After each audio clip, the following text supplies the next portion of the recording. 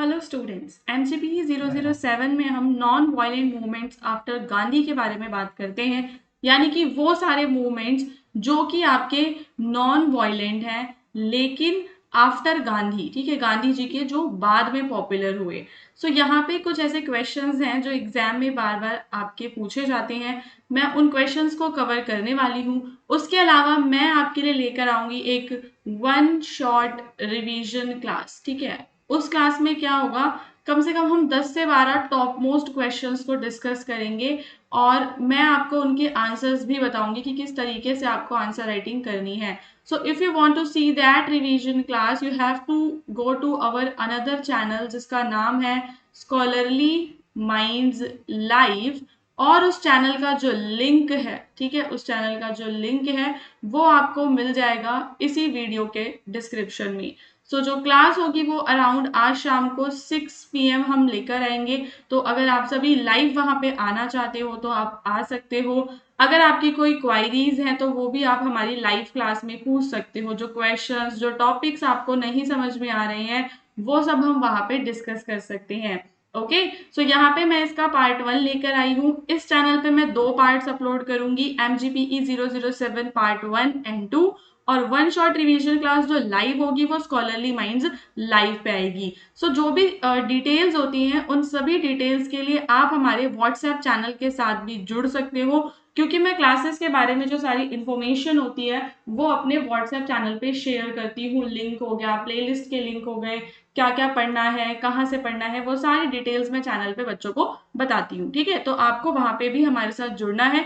ये सारी चीजें कर लो जब तक आपके एग्जाम्स हैं, बस इतना करके भी आप इजीली पास हो सकते हो। हमारा जो क्वेश्चन नंबर 1 है, यहाँ पे आपको बताने हैं की features of the non violent movement after Gandhi. तो महात्मा गांधी के बाद में कौन कौन से अहिंसात्मक आंदोलन हुए हैं, उनकी महत्वपूर्ण विशेषताओं के बारे में आपको बताना है। After independence the demise of Mahatma Gandhi several non violent movement emerged in India.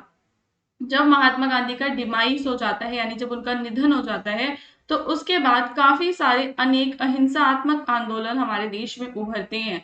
अब ये जो मूवमेंट है ये गांधीयन प्रिंसिपल्स पे अडेप्टेड थे। गांधीयन प्रिंसिपल्स कौन कौन से होते हैं, जैसे कि नॉन वायलेंस हो गया, सत्याग्रह है, ठीक है, ऐसे प्रिंसिपल्स को लेकर चलते थे ये मूवमेंट, जिसके अंदर सोशल जस्टिस की डिमांड करते थे, एनवायरमेंटल प्रोटेक्शन की डिमांड करते हैं, ह्यूमन राइट्स एंड डेवलपमेंट की डिमांड करते हैं। ठीक है, तो इन आंदोलनों ने सामाजिक न्याय, पर्यावरण संरक्षण, मानव अधिकार तथा विकास संबंधी मुद्दों के समाधान हेतु गांधीवादी सिद्धांतों को अपनाया। नाउ अब हम यहाँ पे इनके की फीचर्स की बात करेंगे। एज वी ऑल नो कि जो महात्मा गांधी है वो अहिंसा का पालन करने पे बहुत ज्यादा जोर देते थे।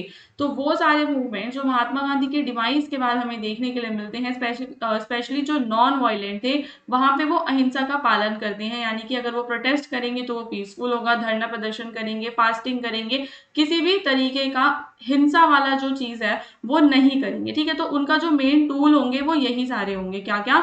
शांतिपूर्ण प्रदर्शन करना, सत्याग्रह करना, धरना देना, उपवास करना, सविनय अवज्ञा प्रमुख ये सारे उनके साधन रहे हैं। और जो मेजर उनका फोकस होता है वो सामाजिक न्याय पर होता है, क्योंकि महात्मा गांधी ने भी हमेशा जो मार्जिनलाइज्ड ग्रुप्स थे उनके बारे में बात की थी। तो ये जो नॉन वायलेंट मूवमेंट्स हैं आफ्टर गांधी, ये भी हाईलाइट करते हैं the rights of marginalised group, जैसे कि फार्मर्स, वर्कर, वुमेन, दलित, ट्राइबल कम्युनिटीज, ये सभी का जो आपका होता है ना, इनकी जो परेशानियां होती हैं उनको हाईलाइट करते हैं और उनके अधिकारों की मांग करते हैं। ठीक है, तो आंदोलनों ने किसानों, मजदूरों, महिलाओं, दलितों एवं आदिवासियों के अधिकारों को प्रमुखता दी। फिर यहाँ पे सबसे इंपॉर्टेंट चीज होती है, देखो, डेमोक्रेटिक जो एक होता है ना स्वरूप अपना के रखना। तो जो भी मांगे होती थी वो संवैधानिक होती थी और लोकतांत्रिक तरीकों से ही उन्हें आगे बढ़ाया गया। ठीक है, आज भी कुछ मूवमेंट्स होते हैं नॉन वायलेंट, लेकिन जो पहले के हैं अभी हम उनकी बात कर रहे हैं। यहाँ पे आपके 3 पॉइंट्स निकल कर सामने आते हैं। पहला कि वो अहिंसा का पालन करने पर जोर देते थे। उनका जो फोकस होता था वो सामाजिक न्याय पर होता था। ठीक है, किसान, मजदूर, महिला, दलित, इन सभी के जो अधिकार है ना उन्हें इसमें प्रमुखता दी जाती थी।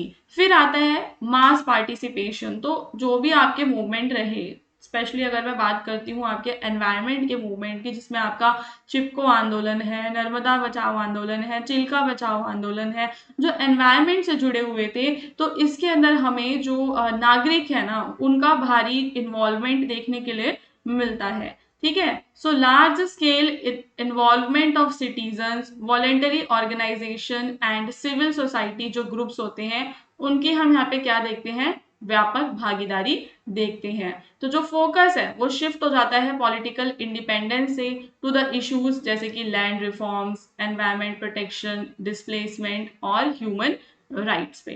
ठीक है, यानी कि पॉलिटिकल इंडिपेंडेंस के लिए तो हम पहले लड़ाई करते थे ना, अब हमारे जो इश्यूज हैं वो क्या है, बदल चुके हैं, क्योंकि अब हमें आज़ादी मिल गई। अब आज़ादी के बाद अब जो हमारा फोकस रहेगा वो किन चीज़ों पे रहेगा, हम लैंड रिफॉर्म्स की बात करेंगे, पर्यावरण की बात करेंगे, विस्थापन, मानव अधिकार, ये सारे जो मुद्दे हैं अब ये केंद्र में आ जाएंगे। इन्हें कहा जाता है इशू बेस्ड मूवमेंट, जो किसी मुद्दे पर आधारित होते हैं।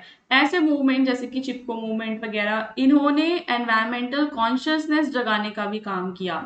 तो चिपको आंदोलन, नर्मदा बचाओ आंदोलन ने पर्यावरण संरक्षण पे बल दिया, सतत विकास पे बल दिया।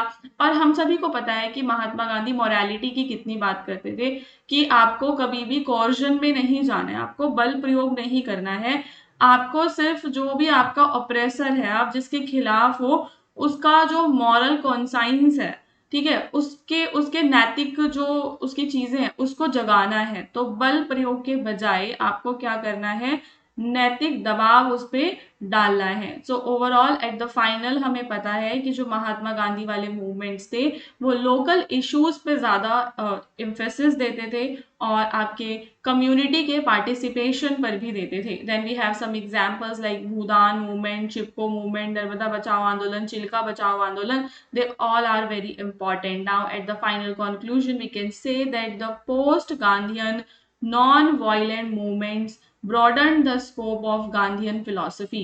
उसने क्या करा, गांधी की जो फिलॉसफी है उसके स्कोप को और ज्यादा ब्रॉड कर दिया। So from political freedom to social, economic, environmental justice, ये सब इसके अंदर आता है। सो उन्होंने पार्टिसिपेटरी डेमोक्रेसी, पीसफुल मेथड्स के माध्यम से सोशल चेंज लाने की कोशिश की है। ठीक है, so once I can repeat in Hindi ताकि आपको अच्छे से लर्न हो जाए।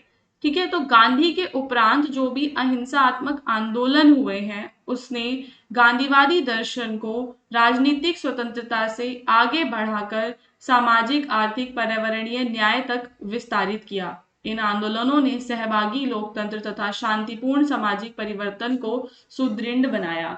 इसके बाद हम बात करेंगे कि जो आपका भूदान मूवमेंट है, ठीक है, किस बेसिस पे जो है इसका क्या आधार रहा आपके भूदान मूवमेंट का। ठीक है, सो भूदान आंदोलन की जो शुरुआत है वो 1951 में विनोबा भावे ने तेलंगाना से की थी। ठीक है, कहाँ से की थी, तेलंगाना से। आपके जो विनोबा भावे हैं उन्होंने इस भूदान मूवमेंट की शुरुआत की थी। इसका एम ये था परसुएड करना, ध्यान रखना, परसुएड करना, ठीक है, किसे, वेल्दी लैंड ओनर्स को, ताकि वो अपनी भूमि का कुछ पार्ट जो लैंडलेस लोग हैं ना उनको अपनी इच्छा से दे दें। तो इसका मुख्य उद्देश्य भूमिहीन किसानों को भूमि दिलाने के लिए बड़े जमींदारों से स्वेच्छा से भूमि का दान करवाना था। अब किस बेसिस पर इस मूवमेंट की शुरुआत होती है, तो ये आधारित था आपके गांधीवादी दर्शन पे। So the movement was based on the ideals of truth, non-violence, love and social justice. So ये सारे आइडियल्स पर ये मूवमेंट बेस्ड था। ठीक है, सत्य, अहिंसा, प्रेम, सामाजिक न्याय, तो यही तो गांधी की फिलॉसफी है। Obviously we all know the philosophy of Mahatma Gandhi, क्योंकि अभी हमने अपने कुछ प्रीवियस टॉपिक्स में भी पढ़ा, लाइक MGP 004 में पढ़ा है गांधी के बारे में। तो ये जो आंदोलन है ये महात्मा गांधी के दर्शन पर आधारित था। और यहाँ पे सबसे इम्पोर्टेंट जो मैं इसका फीचर देखती हूँ वो ये है कि इसमें मतलब कोई कंपल्जन नहीं था, कोई फोर्स नहीं थी, just they wanted to encourage the land owners ताकि वो डोनेट कर दें अपनी लैंड का कुछ पोर्शन विलिंगली, अपनी इच्छा से डोनेट कर दें, सो दैट जो आपका समाज है ना वहां पे समानता लाई जा सके. So the movement sought to reduce economic inequality and create a more just society. तो मूवमेंट ने क्या किया, इकोनॉमिक इनइक्वालिटी को रिड्यूस करने का काम किया और एक ऐसी सोसाइटी को बनाने की कोशिश की जिससे कि जो लैंड है वो इक्वली लैंडलेस जो है उन तक पहुंच सके.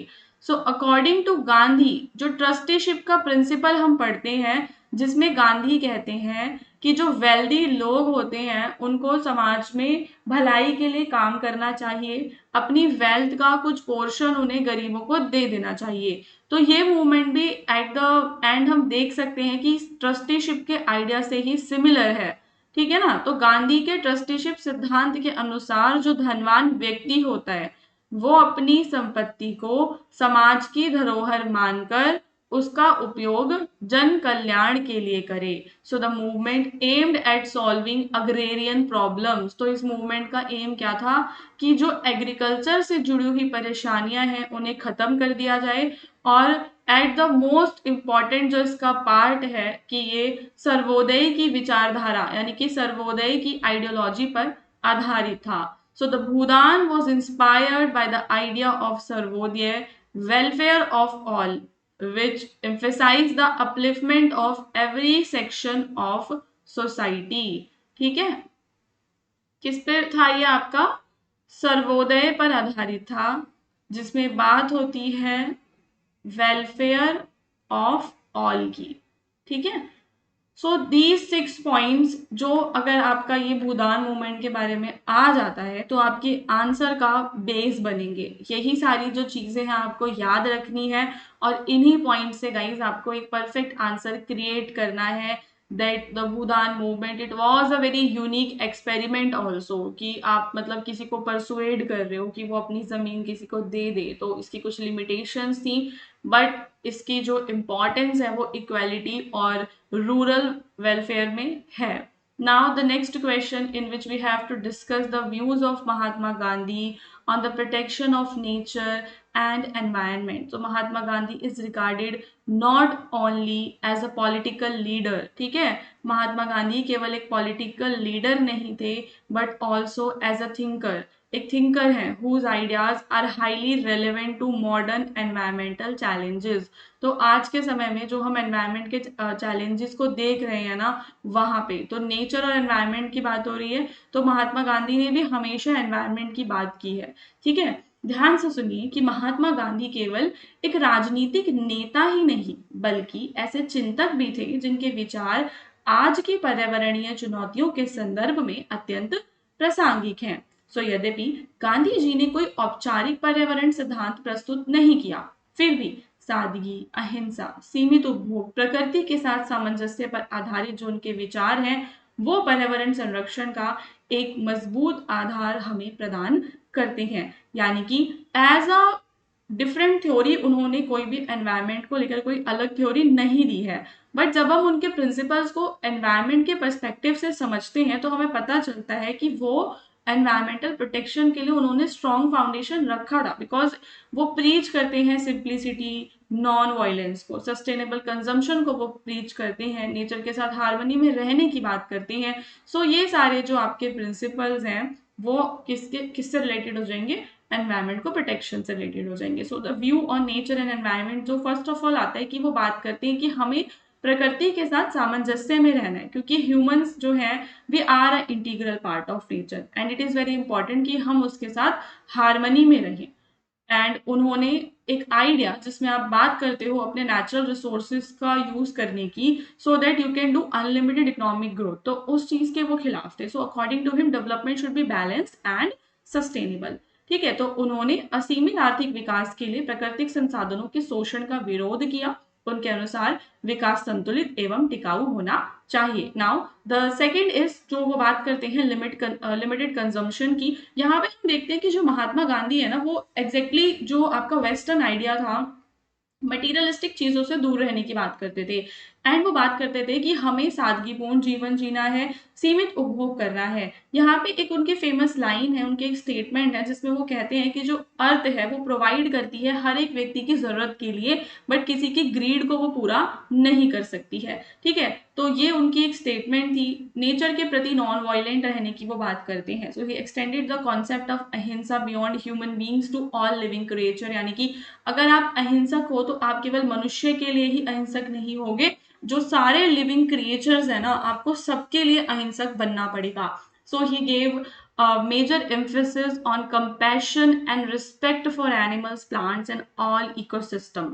ठीक है, हर किसी के साथ सामंजस्य में रहो, एनवायरनमेंट को बिल्कुल भी हमें डिस्ट्रक्ट नहीं करना है, और एनवायरमेंटल डिस्ट्रक्शन भी एक तरीके का वायलेंस है आपके नेचर के खिलाफ। देन ही उन्होंने प्रस्तुत किया था औद्योगिकरण की आलोचना वो करते थे कि मतलब बड़ी बड़ी अगर आप इंडस्ट्रीज लगाते हो तो उससे रिसोर्सेज आपके खत्म होते हैं, दूसरा पॉल्यूशन होता है। ठीक है, so he believe that uncontrolled industrial growth, अगर आपका औद्योगिक विकास कंट्रोल से बाहर है तो वो एनवायरनमेंट को डैमेज करेगा। एंड इसी वजह से वो small scale decentralised and eco friendly जो इंडस्ट्रीज हैं उन्हें क्या करते हैं, फेवर करते हैं। फिर आता है आपका विलेज सेंटर्ड सस्टेनेबल डेवलपमेंट, जहाँ पे महात्मा गांधी जो विलेजेस हैं, ठीक है, उन्हें सेंटर में रखते हैं और कहते हैं कि जो विकास है, विकास की जो पहली सीढ़ी है वो गांव से शुरू होनी चाहिए। हमें सेल्फ रिलायंट विलेजेस यानी कि आत्मनिर्भर गांवों को बनाना है, जहाँ पे जो लोकल रिसोर्सेज हैं उन्हें रिस्पॉन्सिबली यूज किया जा सके।